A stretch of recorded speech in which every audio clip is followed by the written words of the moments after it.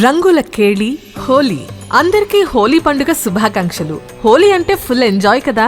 కానీ హోలీ జరుపుకునే ముందు ఈ వీడియో ఒక్కసారి పూర్తిగా చూసేయండి. మనం జరుపుకునే పండుగ ఎందుకు జరుపుకుంటున్నామో, దాని వెనుక ఉన్న కథ ఏంటో తెలుసుకుని పండుగ జరుపుకుంటే ఆ మజానే వేరు కదా. ఇంకెందుకు ఆలస్యం, వీడియోలోకి వెళ్ళిపోదాం. ప్రతి ఏడాది ఫాల్గుణ పౌర్ణమి నాడు మనం హోలీ పండుగను జరుపుకుంటాం. పేర్లు వేరైనా పండుగ ఒకటే.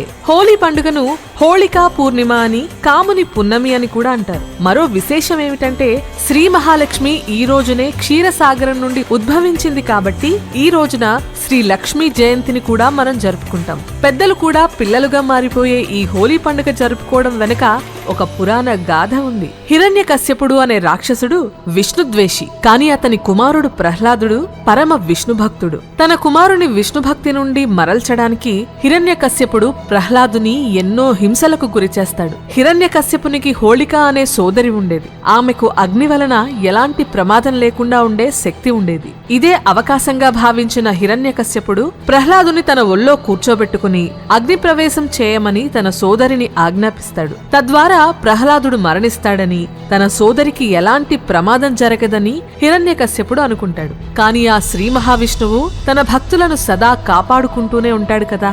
అందుకే ఆ అగ్నిలో హోళిక దహనమైపోతుంది. ప్రహ్లాదుడు సురక్షితంగా బయటకు వస్తాడు. ఇందుకు సంకేతంగా హోలీ ముందు రోజు రాత్రి హోళిక దహనం చేస్తారు.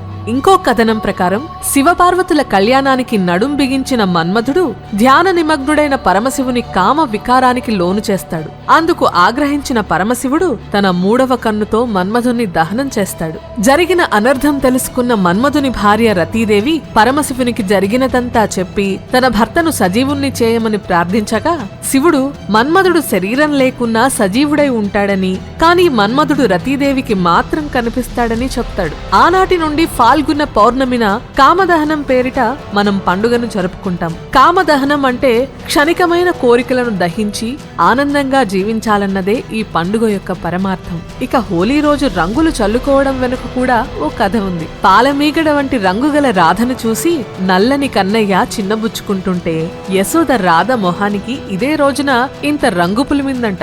అందుకే ఈ రోజు ఒకరిపై ఒకరు రంగులు చల్లుకోవడం ఆనవాయితీగా వస్తోంది. అంతేకాకుండా వసంతం రాకకు ఆహ్వానిస్తూ ఒకరిపై ఒకరు రంగులు చల్లుకొని ఆనందించడం కూడా ఆనవాయితీగా వస్తోంది. హోలీ ఇలా జరుపుకుందాం. హోలీ పండుగ జరుపుకోవడం వెనుక ఆచార సాంప్రదాయాలే కాదు, ఆరోగ్య రహస్యాలు కూడా ఉన్నాయి. ప్రకృతి సహజ సిద్ధమైన రంగులు చల్లుకుంటే అవి ఆరోగ్యానికి, మన శరీరానికి ఎంతో మేలు చేస్తాయి.